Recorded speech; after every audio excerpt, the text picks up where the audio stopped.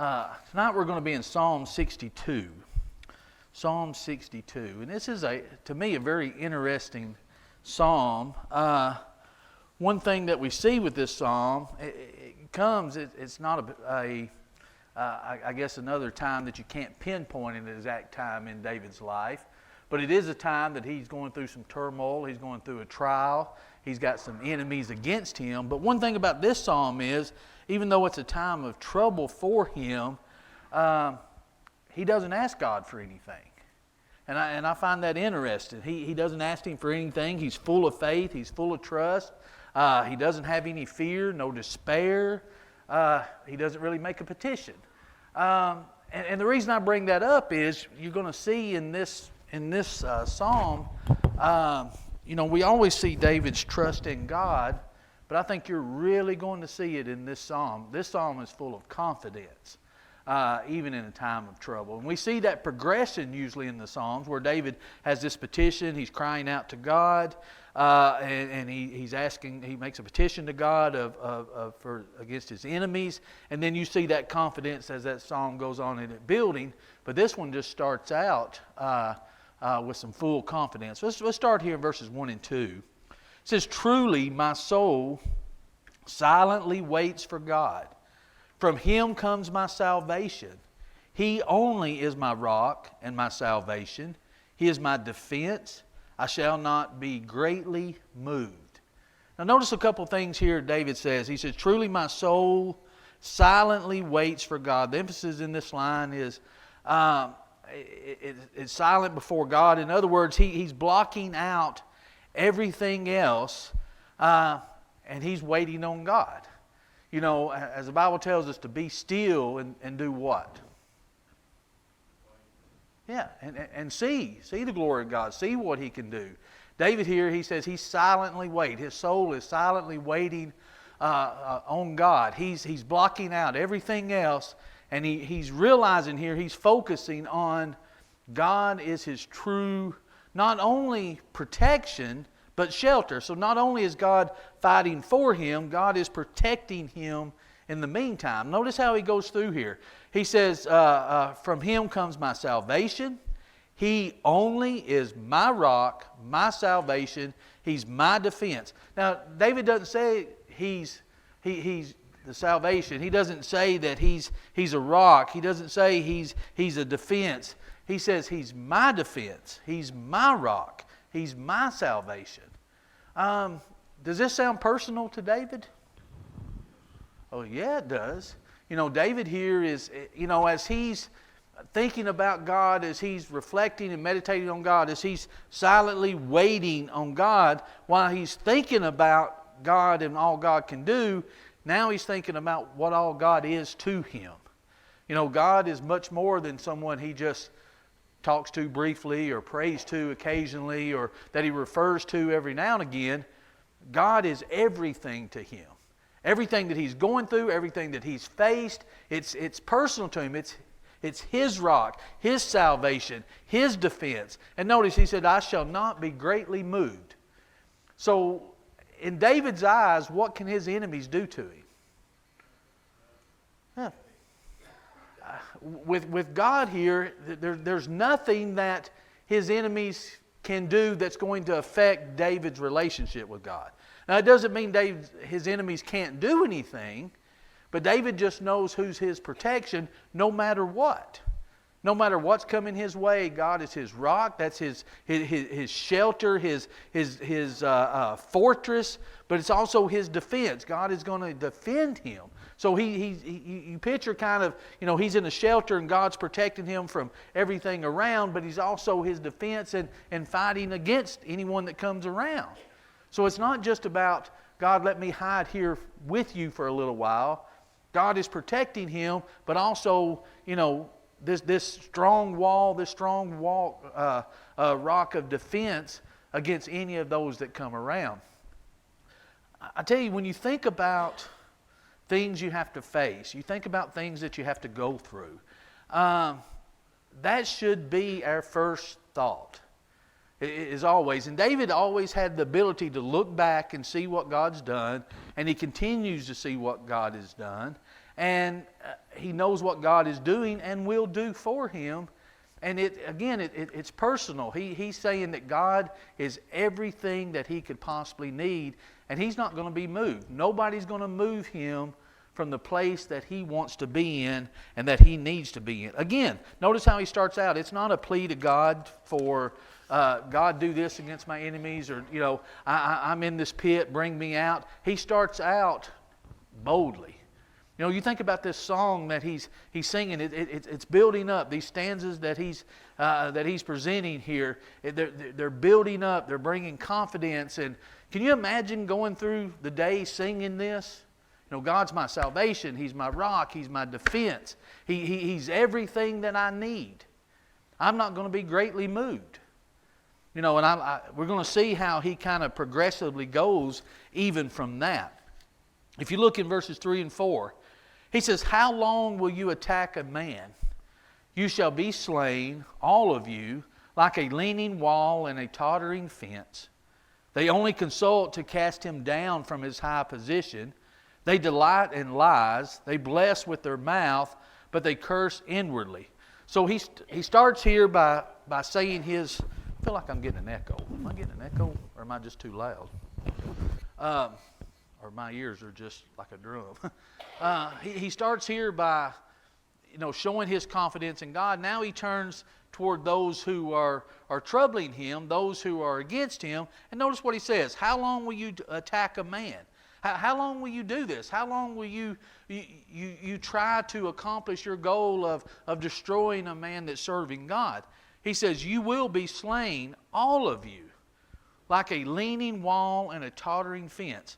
Now, believe it or not, there's a lot of discussion on this phrase here. I didn't realize that there was.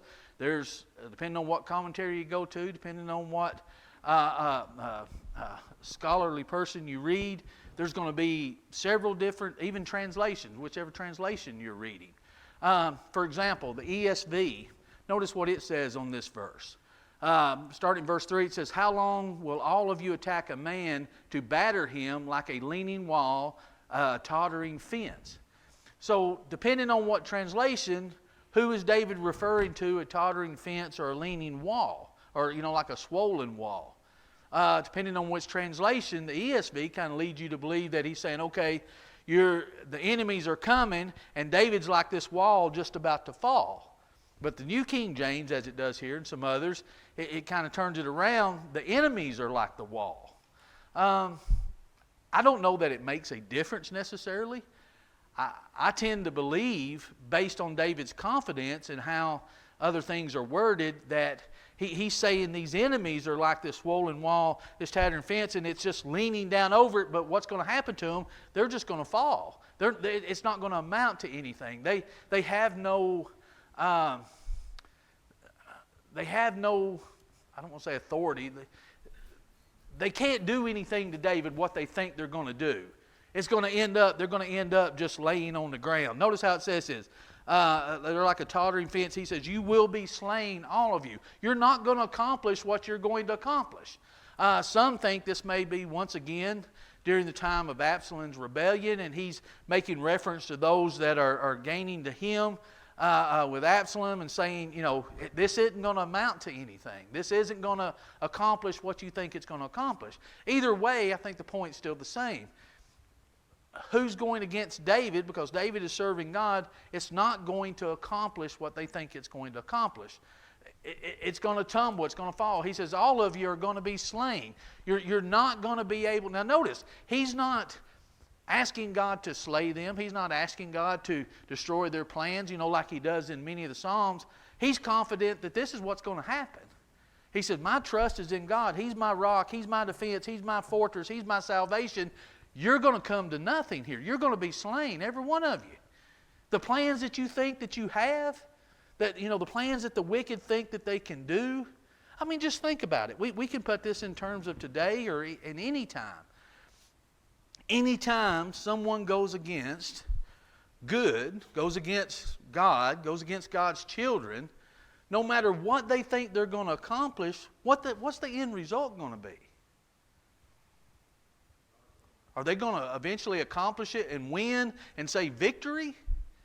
You know, David talked about in another song, at the end we're going to be going through like a battlefield, wading through the blood because y'all going to come to nothing. When it's all said and done, you're not going to be able to accomplish it.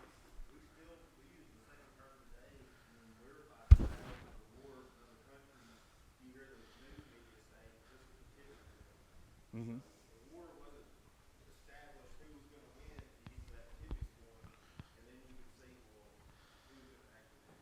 Yeah. I mean, think of it if he's, and that's a good point. Think of it as he's talking about a swelling wall or a leaning fence. They're aggravating, aren't they? You ever walk beside a leaning fence and you're having to knock it off of you, and it's about, but what's eventually going to happen? You just step out of the way and you just slam it down on the ground, and it ain't like it's going to, you know, accomplish anything. It's not going to do anything. It could be annoying and, you know, and all of this, but it's not going to do anything.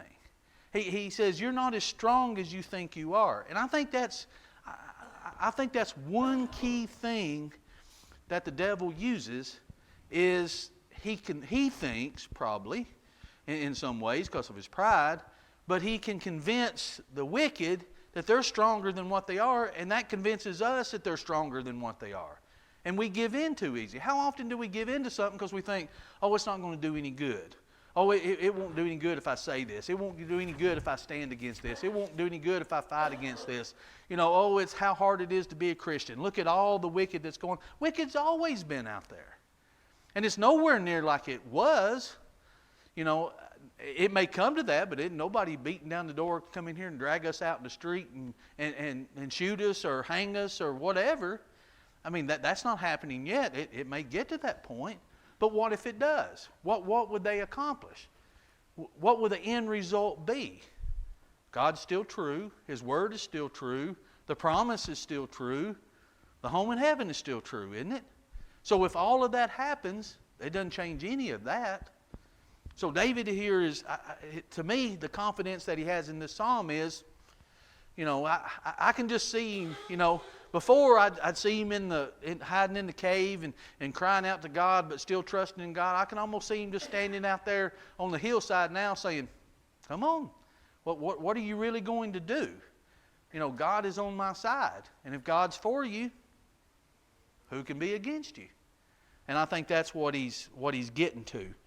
And notice what he says about him. He says, they only consult to cast him down from his high position. They delight in lies. They bless with their mouth, but they curse inwardly. Now he's starting to go into some of mankind in general, but especially the wicked. He says, here's what they do. They want to cast down those in high positions. So if David is king in this high position, why would somebody want to cast him down from that? Why would somebody want to keep him from being king and them be king? Power. You know, the wicked, the way wicked works, the way is like David describes here. There's people that think the only way they can achieve anything is by tearing somebody else down. To make myself feel better, to make myself look better, I've got to make you feel bad and I've got to make you look bad. To put myself in a better position, I've got to take you from that position. Instead of earning it yourself, working for it yourself, you know, going into it yourself as far as any of that goes, by our own achievements, it's to the effect of, I don't want to go through all that. I want it by tearing somebody else down. You know, the easiest way for me to look good is to talk about somebody else and change the conversation there and let them see how bad they are. And he says they do it out of lies because they bless you with their mouth, but then they curse you inwardly. You know, they're over here, they're talking about you, oh, how awful you are, how bad you are, and oh, we've got to do something. And you come walking up, and they're like, oh, boy, you're great. Boy, you're just a nice person. You know, that's what they do to your face, but then here's how they really feel. And everything they do comes from lies. I think David's hitting the nail on the head, isn't he? I think he pretty well kind of, and I think David is in the right position to see that. You think about where David come from, you think about what he had to go through, and then eventually get in that royalty position, that official position. Once he gets into it and goes, he's in a pretty prominent place there. So he's seen all the difference in what it takes to get there, but he also sees what happens when you get there. Two things can happen. One is you can destroy yourself because you can be full of power. You can like the power, you can like the royalty, you can like the prestige, you can like the money, you can like all of those things, and then that can destroy you. Or somebody else can want all of that and destroy you in the process. So he knows what it's like to fight against both of that, and he says you have to fight against both of that. And I think that's what we're seeing here in this psalm. Any comments or thoughts thus far? When he talks about the consult to passing down, it almost reminds me of Psalm 2, where it says, "Why the nations rage, why the people plot a vain thing." And God just laughs. Well, they not laugh, but they come together against the Lord and against His anointed to say, let's cast off their chains. And the power part of that too is these people, they think they want a lot of things, but ultimately everybody that sins says, I don't want anybody to tell me what to do. I don't want God to tell me what to do. I don't want God's anointed to tell me what to do. Today, that's Jesus. Back then it was David. And so I think there's a tie there between Psalm 2 and this psalm to say the peoples are always conniving and consulting to try to bring God's anointed down. But I think the difference would be in 2, it was the nations, and in these psalms it might even be David's close friends. He might have never thought, well, it's going to be my friends that are plotting. Well, he actually said in one that he'd worshipped with them, these that's that close to him are the ones that are deceiving him, and it's, I mean, you think about when it comes to money, when it comes to power, those kind of things just truly amplify and bring out who a person truly is. We can talk about politicians, and we can see all these politicians, and as they go through, as they're moving up, as they become more open, as they become more powerful and able to get what they want, do what they want, you see who the person truly is, don't you? And that's true at any level as a person is moving up, but you truly see who this person really is.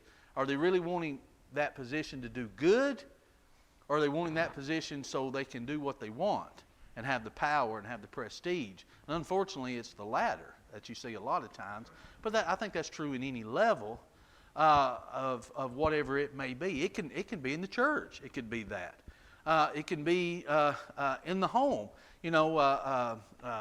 The father leading and the husband leading as the headship of the house.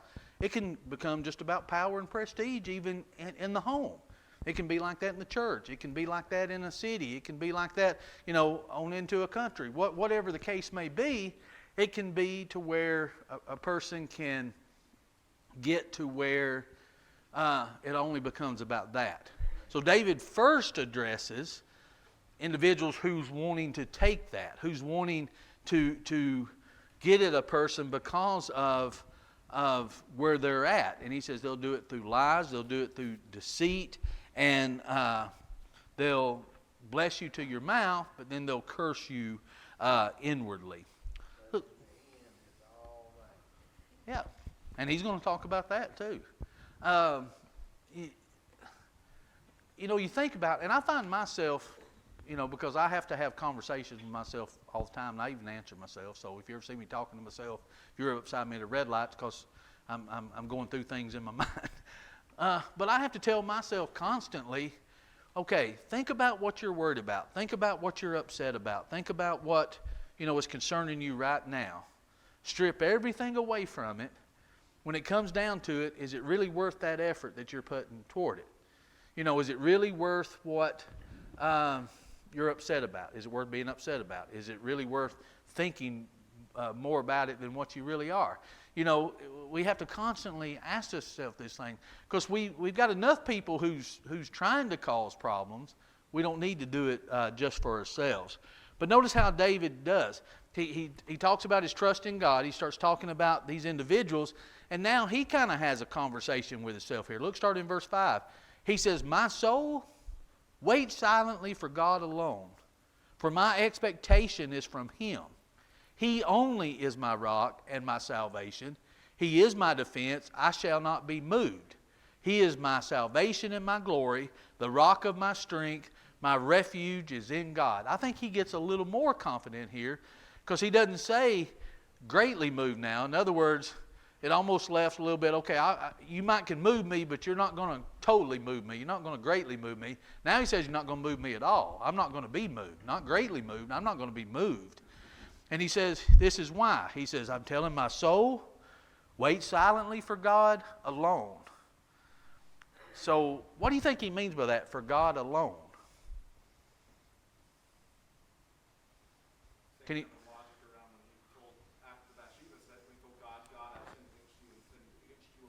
You alone. In his view, in his worldview, God's the only one that matters. He's the only help that matters. Yeah. I mean, and I think that's that silently. You know, really, who else can you fully trust? Is there anyone else that you can fully put your trust in? Even if they are trustworthy to the extent of they want to help you, something may actually hinder them from doing it. So who can you really trust in? He says, God alone. For my expectation is from Him. So he says, my expectations of what I think is going to be accomplished, my expectations on what I think is going to happen, doesn't come from me, because my expectation can be limited, right? What if I say, well, my expectation is I want this particular trial that I'm going through right now, I want to be able to get through it. Well, that may be my expectation. Well, what's God's expectation for that? He can do that and more, can He? Not just this trial, but the next trial and the next trial. God is able to do for me far abundantly more than I could ask or think, according to the power that's in me. Isn't that what Ephesians 3:20 says? So He's able to do it abundantly more than I actually can think He can. So what my expectations can't even grasp what He can do. So He says, my expectation is not in me, my expectation is from God. So God tells me what I can expect. God tells me what I can expect that's going to happen and can be accomplished. So what is that? Far more than I can think. But notice, as he says, according to the power that's in us. What's that power? You know, Ephesians 3:20, that power that's in us, what's the power? Paul says it's the gospel, isn't it? It's the power of God unto salvation. So, what is it? Romans 1:16. So as long as I keep His word close to me, and I keep that on the forefront of my mind, then I can see what God's expectation is for me.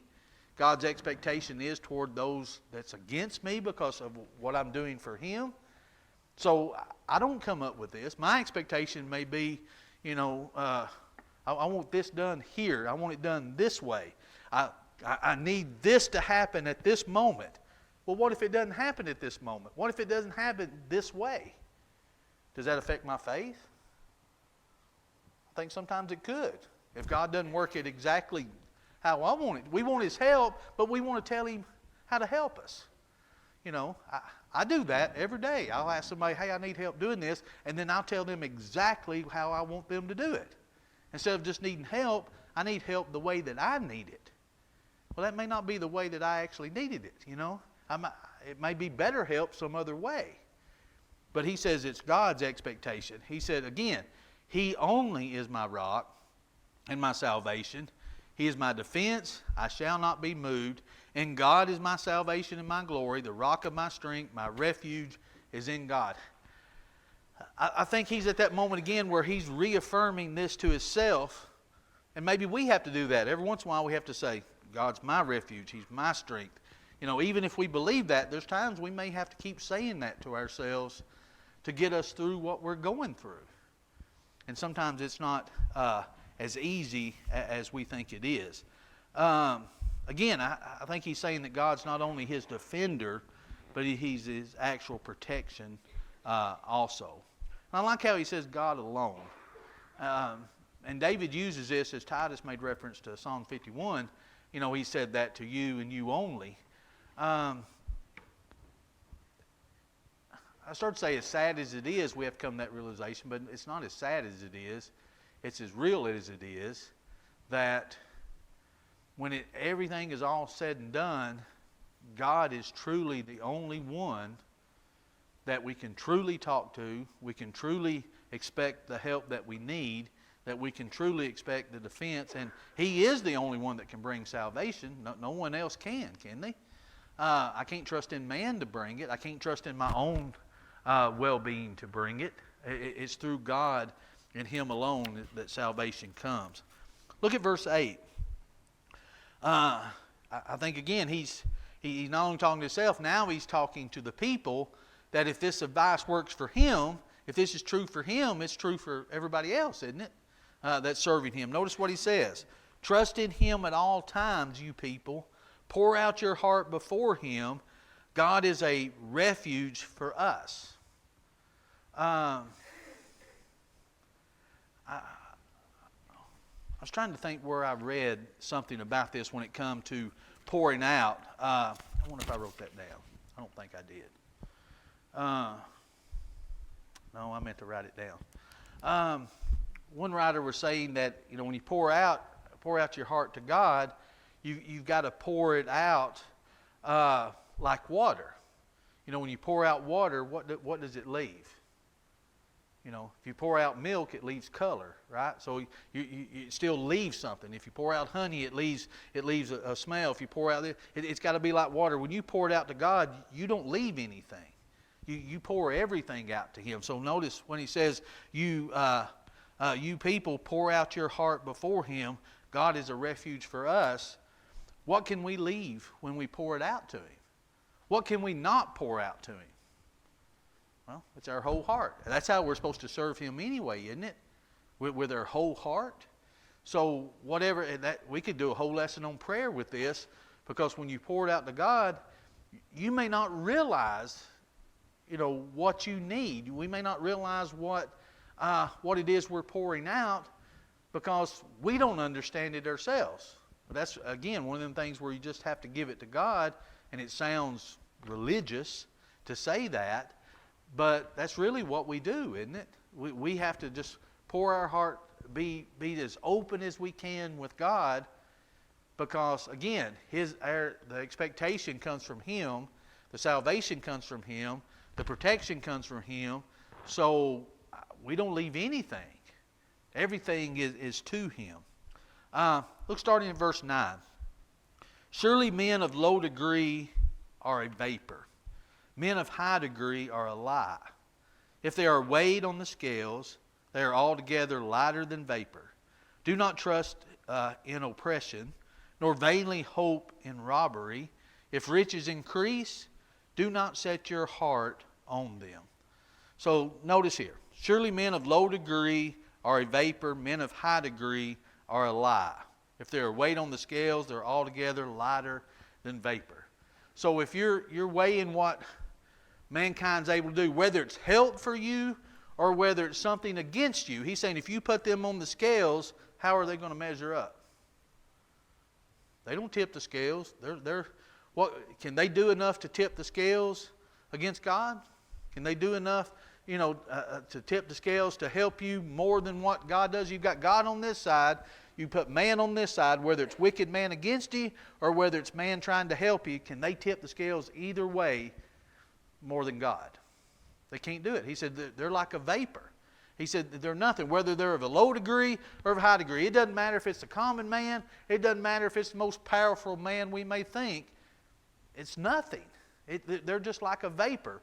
One, they can't help you like God can.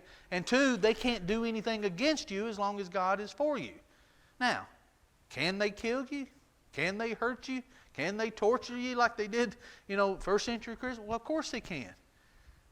But they can't truly keep you from God, can they? They just can't do it. What's the Scripture say when it comes to don't fear those who can kill the body? Yeah. There's more things to worry about than that. There's more things to worry about than what they can do physically to you. So as long as you got the one on your side that can control that soul, whether it spends eternity with Him or eternity in damnation, that's whose side I want to be on. So man can't measure up to that. He says, do not trust in oppression, nor vainly hope in robbery. He's talking here as a person, as you may increase in material possessions, as you may increase in riches. It doesn't matter how you get them. You may earn them. You may rob and get them. You may get it for a lot of different reasons. he says, really, what can that do for you? He says, here's what you do. Don't set your heart on them. If your riches increase, don't start trusting in them. Don't just start thinking, okay, now I've got these material possessions. I've got these riches, so now I can start protecting myself. I can start helping myself. I can start supplying my own needs. What happens when we start thinking like that? Well, I don't really need God as much anymore. I've got this God. I can build my own fortress now. I've got the means to do it. I've got my own help now. I've got my own defense now. Oh, really? Walls of Jericho pretty stout, wasn't he? Look what happened to them. Yeah, Bill? That's like the man who wanted to build a bigger barn. After he asked for that, hey, he didn't need God. Yeah. I've got all that I need. I've got so much. I'm going to build more. And fool, if your soul's required of you this night, then whose will these things be? You know, and that's a real threat, isn't it? The more we have, again, that just brings out the true character of who we are. But you start getting more, you start thinking, I earned this. I deserve this. Now I'm able to do this. And we start trusting in ourselves that we can help ourselves, we can defend ourselves. And he says here, don't start trusting in that. And David knows a little bit about this, don't it? Was David a wealthy man? I mean, we know he hid in caves, we know he was on the run, but when he was in full-fledged king, he was royalty. He could have whatever he wanted. You know, he could do whatever he wanted, and he did, and it got him in trouble from time to time. So he knows what it's like to think, okay, I'm king, I can do this. I'm king, I can do this. And he can see where that gets him. So now he's telling the people, don't do that. Don't trust in riches. Maybe this is where 1 Timothy 6 come from. 1 Timothy 6, beginning at verse 17. Command those who are rich in this present age not to be haughty, nor to trust in uncertain riches, but in the living God, who gives us richly all things to enjoy.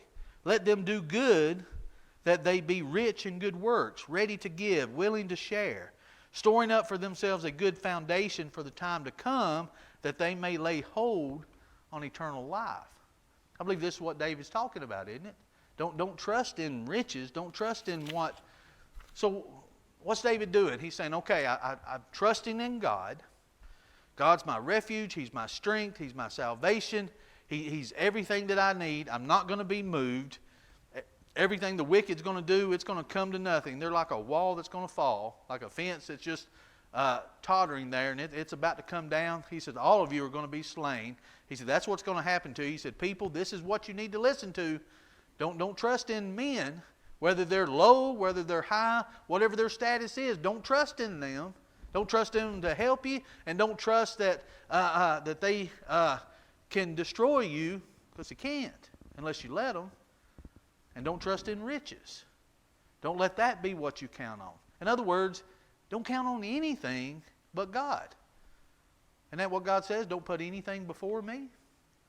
Don't put nothing before me.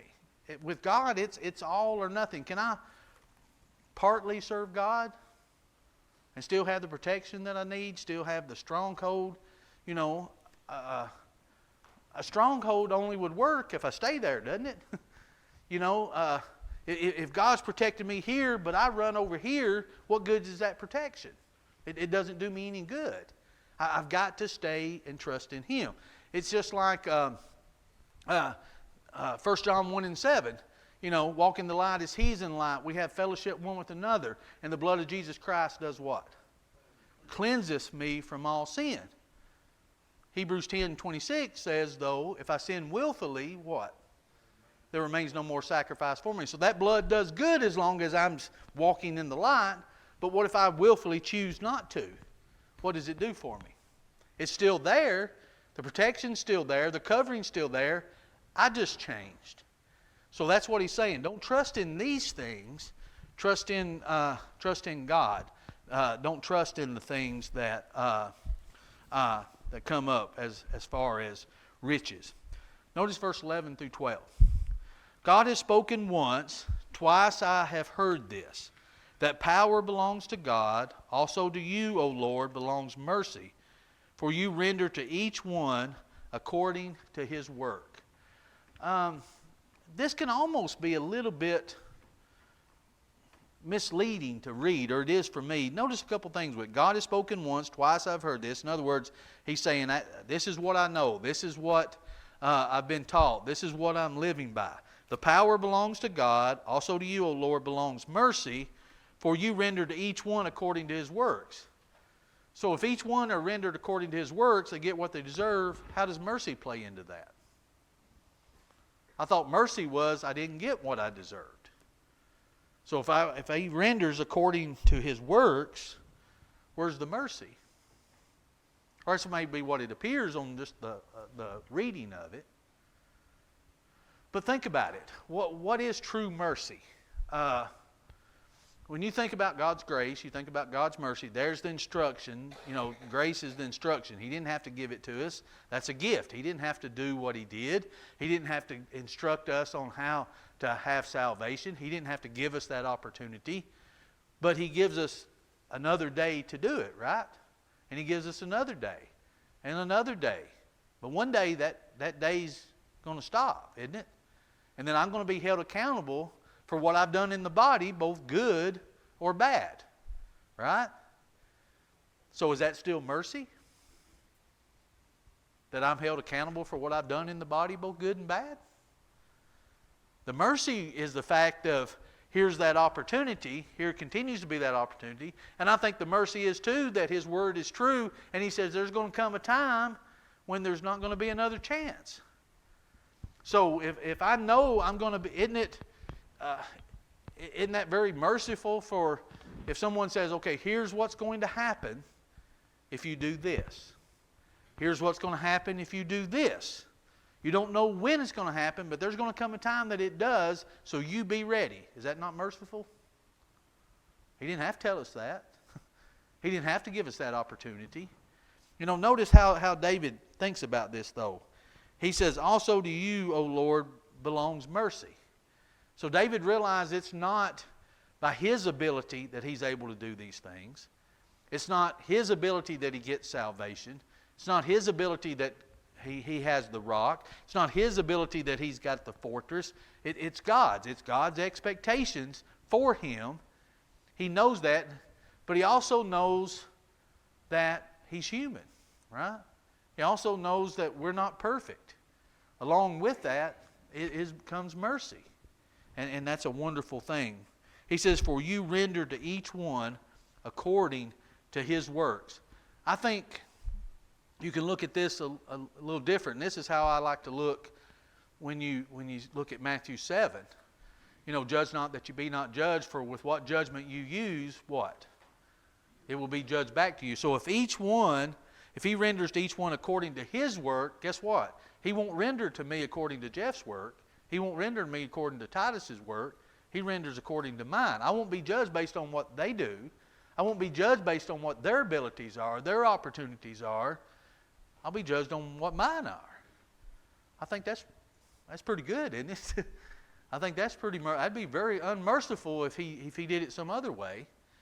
You know, I'm going to be judged based on his word, which is the standard, but he can't judge me the same as he does someone else. He can use the same standard, which is the word, but it's got to be based on who I am, my abilities, what my 100% is. My 100% is not the same as somebody else's. And I think that's where true mercy and justice comes from. Any final thoughts about this?